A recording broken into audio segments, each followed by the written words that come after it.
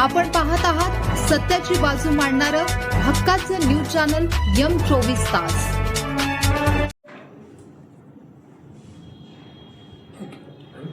जय महाराष्ट्र। मी सागर मलगुंडे, शिवसेना वाळवा तालुका प्रमुख। कालपासून काही व्हिडिओ समाज माध्यमांमध्ये व्हायरल झालेले माझ्या निदर्शनास आले। एकंदरीत उरण ईश्वरपूर नगरपालिकेची निवडणुकीचे रणधुमाळे जोरात सुरू आहे आणि त्यामध्येच विरोधक असणारे या तालुक्याचे विद्यमान आमदार, त्याचबरोबर त्यांची एकंदरीत जी सगळी फौज आहे, त्यांचा एका स्वरामध्ये एकच फक्त समोर विषय त्यांचा आहे की टोळी गुन्हेगारी। अहो, ह्यावर न बोलता तुम्ही काय विकास केला? तुम्ही 35 वर्ष आमदार आहात, 17.5 वर्ष महाराष्ट्र राज्याचे मंत्री राहिलेले आहात।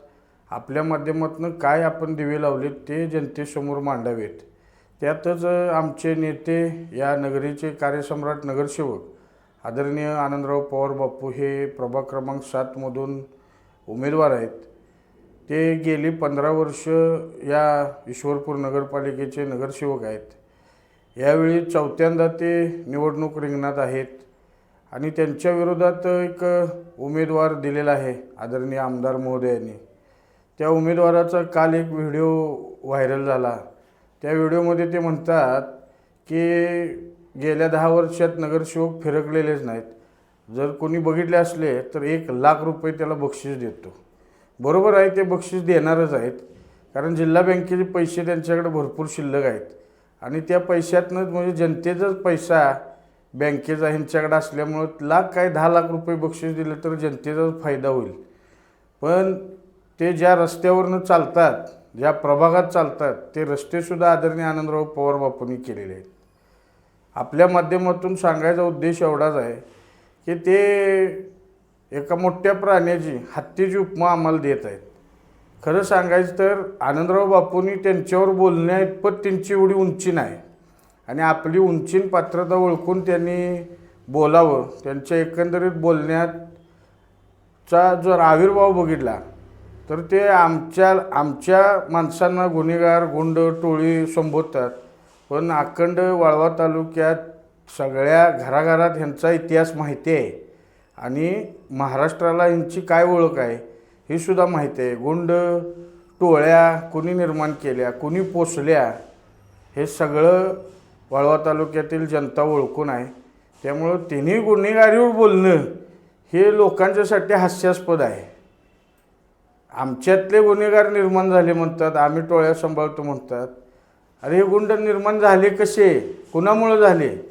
राष्ट्रवादीच्या गुन्हेगारीला कंटाळून त्यांच्याशी झगडत असताना, संघर्ष करत असताना यांच्याच खोट्या केसेस ह्याच आमदारांनी आमच्या आनंदराव पवार बापूंच्यासह आमच्या असंख्य कार्यकर्त्यांच्यावर खोट्या गुन्हे दाखल केले। तडीपाऱ्या, मोकासारख्या खोट्या गुन्ह्यात अडकून मोक्यासारख्या कारवाई करायला लावणारे कोण आहेत हे सगळं वाळवा तालुक्याला माहीत आहे।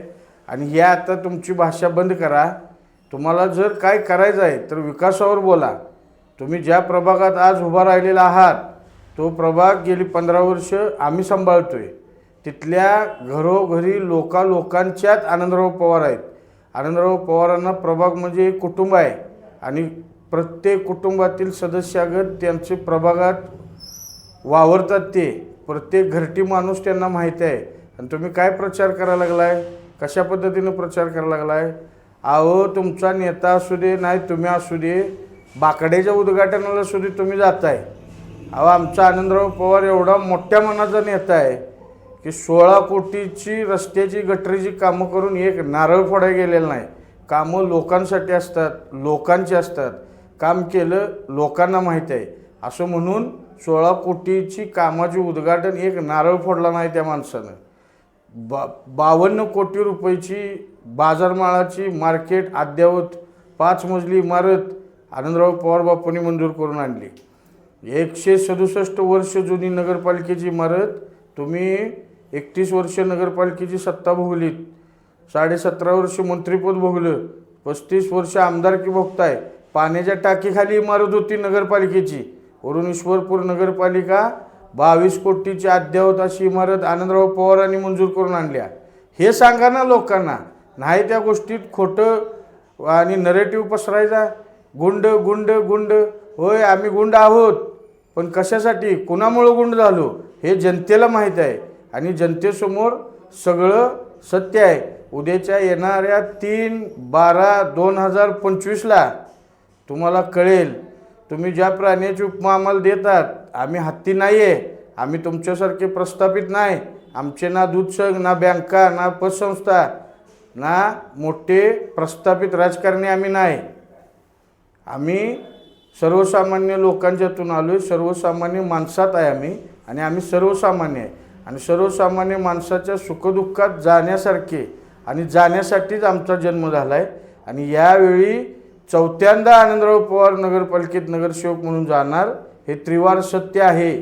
तुम्हाला इथं आमदारांनी कशासाठी आनंदराव पवारांच्या विरोधात उभा केले याचं आत्मचिंतन जरा करा. त्यांच्या विरोधात उमेदवार मिळत नव्हता, त्यामुळे तुम्हाला इकडं वाळव्यातून आयात केले. त्यामुळं आपण आपली पात्रता ओळखून समाजकार्य करा. आम्ही आदरणीय दिलीप तात्यांचा सन्मान करतो, ते आमच्यासाठी आजही मार्गदर्शक आहे. आम्हाला खालच्या पातळीवर बोलायचं नाही. आम्ही जर उतरलो रस्त्यावर, आम्ही शिवसैनिक आहोत, रस्त्यावरची लढाई आमच्यासाठी नवीन नाही.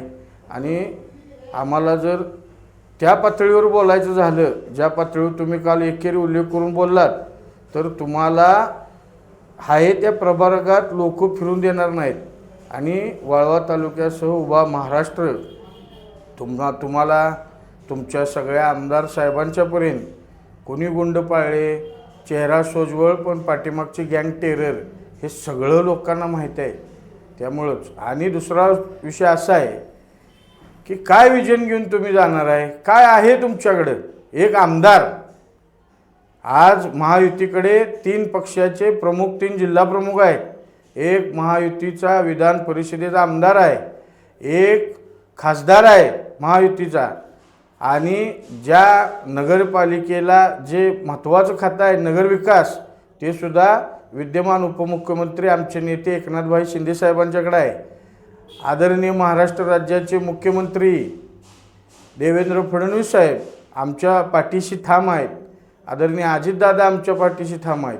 माजी मंत्री अण्णासाहेब डांगे यांच्यासारखा मार्गदर्शक असणारा नेता आमच्याजवळ आहे. काय आहे तुमच्याकडं, कशाच्या जीवावर तुम्ही बाता मारत आहात, या सुज्ञ लोकांना, जनतेला सगळं कळून चुकले. इथून पुढं जर ह्या शहराचा सर्वांगीण विकास साधायचा असेल तर महायुतीशिवाय पर्याय नाही. मी आपल्या या माध्यमातून सर्व तमाम ईश्वर